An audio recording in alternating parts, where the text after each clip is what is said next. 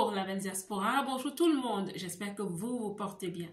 Je me porte à merveille et bienvenue à toutes les nouvelles parmi nous. Je vous accueille à cœur ouvert et à bras ouverts. Aujourd'hui, nous allons parler de prospérité. Nous allons casser un mythe. Il y a un mythe qui pense que quand on est employé, salarié, on ne peut pas prospérer. Ma belle, je viens te conforter, je viens te réconforter, je viens t'encourager aujourd'hui et te booster pour te dire que ma belle, tu es dans la diaspora. Plusieurs d'entre nous, plusieurs dans la diaspora, disent souvent « Oh, je ne suis rien, je ne fais pas grand-chose, je n'ai qu'un petit boulot. » Ou alors j'essaie de me battre, je ne m'en sors pas. Ma belle, je viens aujourd'hui t'arrêter pour te dire « Tu peux prospérer, tu peux prospérer. » Seulement, la prospérité, elle se construit par paliers. Il faut le savoir. La prospérité, comme toute chose dans la vie, elle va d'étape en étape, de gloire en gloire. C'est un état d'esprit, c'est des actions, c'est un comportement, c'est une façon d'être. Voici les 3 choses que je vais te considérer de garder en esprit si tu souhaites prospérer en tant que salarié. La toute première chose, ma belle, c'est de prendre la ferme décision de prospérer dans ta vie. Prendre cette décision est capitale. Sortir de l'auto-sabotage, sortir du fait que « Oh, je ne suis que salarié, oh, je ne fais que des petits boulots », sortir de là et dire un jour « Je vais prospérer dans ma vie. Avec ce que j'ai, même si j'ai un salaire minimum, je vais prospérer dans ma vie. » Prendre d'abord cette décision, ça va changer la donne en toi. Ça va changer la donne en tout ce que tu vas faire dans la vie. Ça va changer la donne. La prospérité commence par une décision. La femme qui sait prendre les décisions de Rebecca, est-ce que tu as vu cette vidéo? La décision de Rebecca, la décision capitale, drastique. C'est une jeune fille un jour qui a pris une décision devant sa famille et a dit « Moi, ma vie va changer.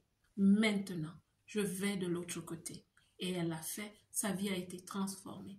Les décisions capitales de Rebecca. Il faut prendre cette décision, ma belle. Tu vas voir, ça commence par là.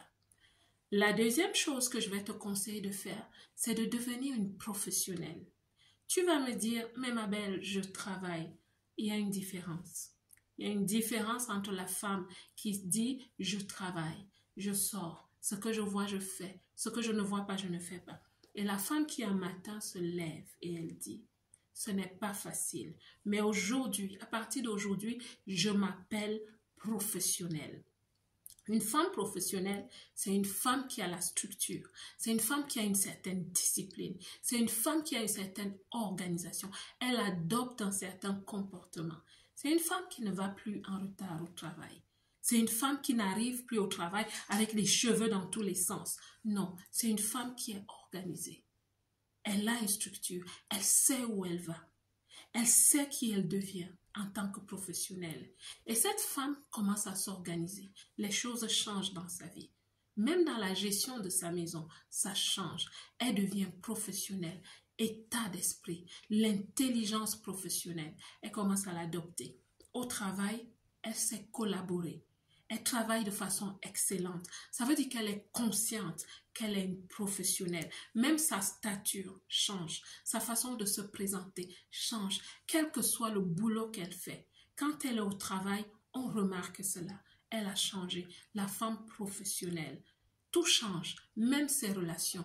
Elle commence à comprendre qu'on est à l'image des 4 personnes qu'on côtoie tous les jours. Les 4 personnes avec qui on parle le plus, on partage sa vie. On est la 5e. Elle comprend cela et elle commence à faire un tri dans ses relations. Et cette femme commence aussi à organiser ses finances. C'est la femme qui commence à comprendre que où elle travaille, elle va aller voir son employeur et elle va lui dire, chaque mois, vous déposez pour moi, disons, 100 € chaque mois pour ma pension retraite. À partir de maintenant, doublez la mise. Allez déposer 200 €. Parce que qu'est-ce qu'elle est en train de faire? Elle est en train d'investir. On vous dit souvent que les salariés ne peuvent pas investir. Oui, les salariés peuvent investir. Et ça, c'est une forme d'investissement. Parce que c'est un argent que tu ne vas jamais toucher. Et la compagnie d'assurance qui reçoit cet argent, vous savez ce qu'ils font? Ils misent cet argent en bourse. Ton argent chaque mois est en bourse, mais tu ne le sais pas. Et quand tu doubles la mise, tu fais une grosse épargne à long terme. C'est de l'investissement. Un salarié peut prospérer, mais il y a des paliers. Ça, c'est le premier palier. Tu peux le faire. Et c'est la femme aussi qui commence à faire des tontines. Et quand elle fait des tontines, elle sait pourquoi elle les fait. Bref, la professionnelle commence à vivre d'une certaine façon. Et tu vas voir les femmes qui sont professionnelles dans leur tête. Leur vie est différente. Elles commencent à se créer un style de vie qu'elles ont choisi. Mais elles savent qu'elles doivent encore monter la barre.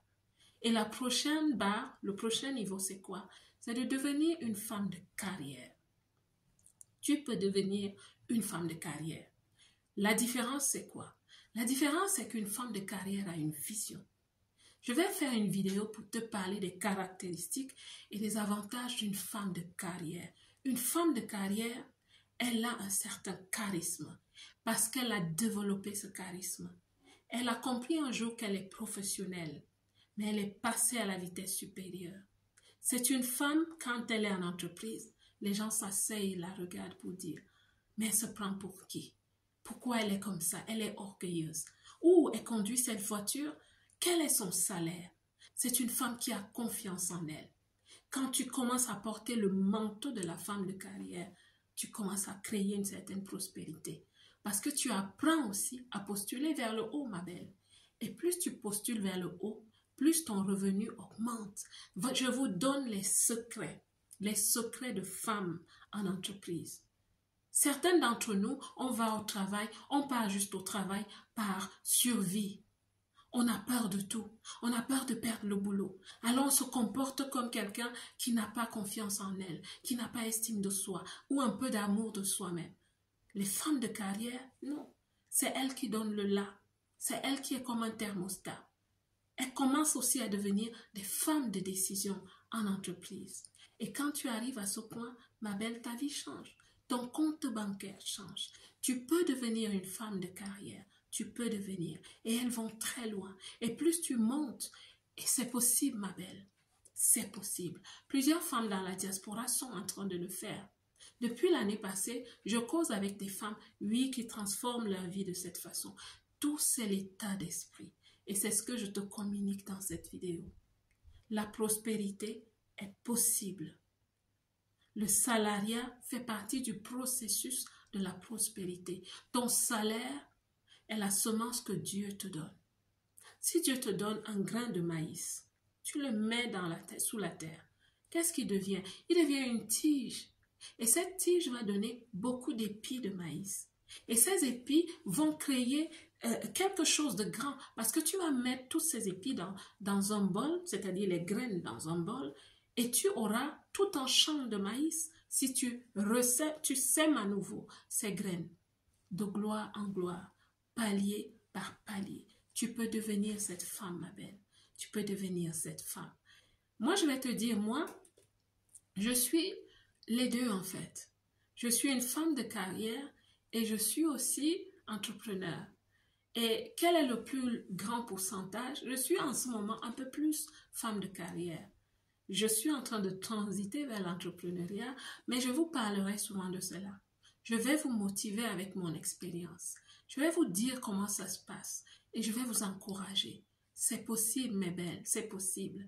J'ai toujours été cette femme, même en tant que professionnelle en entreprise, j'ai toujours flirté avec l'entrepreneuriat. J'ai toujours été cette femme entreprenante. Je vous conseille de l'être. Je me souviens quand je commence ma carrière au Cameroun, j'étais chargée d'administration commerciale Cameroun pour une société forestière. Ça se passait merveilleusement bien, mais à côté de cela, pour ceux qui connaissent le Cameroun, et si tu connais Douala, tu connais le marché Congo. J'allais souvent dans un grand marché comme ça, populaire, pour acheter des bijoux. Et je venais les revendre à des collègues, à des femmes, et je me faisais un peu d'argent de côté. Quand je suis venue dans la diaspora, au départ, j'arrangeais mon administration. Qu'est-ce que j'ai fait? Je me suis lancée dans Mériquet. J'ai fait Mériquet pendant 3 à 4 ans. Et ça m'a énormément aidée. parce que je le faisais avec une certaine conscience. J'ai compris l'environnement économique et l'environnement commercial du pays qui m'accueille en faisant mériquer. J'ai appris la négociation, j'ai appris à connaître l'environnement sincèrement et à collaborer avec l'état d'esprit des gens dans le pays qui m'accueille. Je l'ai mis finalement dans mon CV. Il faut être stratégique, mes belles.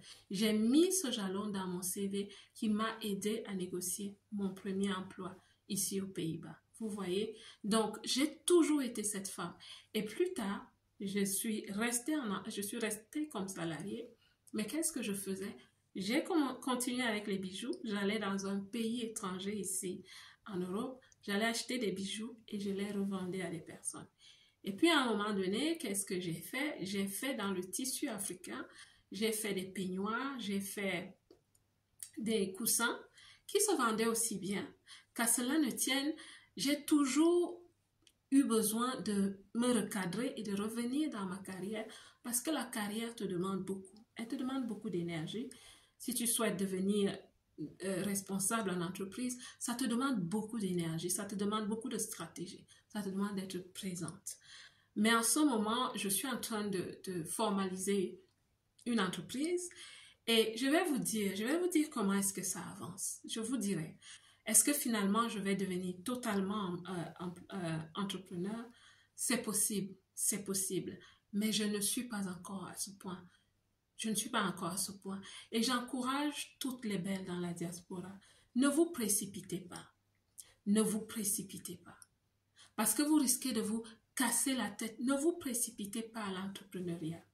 Le salariat est le meilleur endroit, surtout quand tu deviens professionnel dans ton état d'esprit ou femme de carrière. C'est le meilleur endroit pour commencer à être entreprenante. Quand tu commences à apprendre l'organisation, la structure, gérer le stress, gérer l'urgence, prendre des risques, prendre des décisions, tu es déjà à mi-chemin. Et surtout quand à côté de ça, tu commences aussi à te créer une certaine sécurité financière. Quand tu te lances en entrepreneuriat, ça se passe facilement, ça se passe bien. Tu vois, je voulais causer avec toi, ma belle, aujourd'hui pour te dire que tu es dans le salariat, quel que soit ton niveau. Même si en ce moment tu as le salaire minimum, ce n'est pas grave.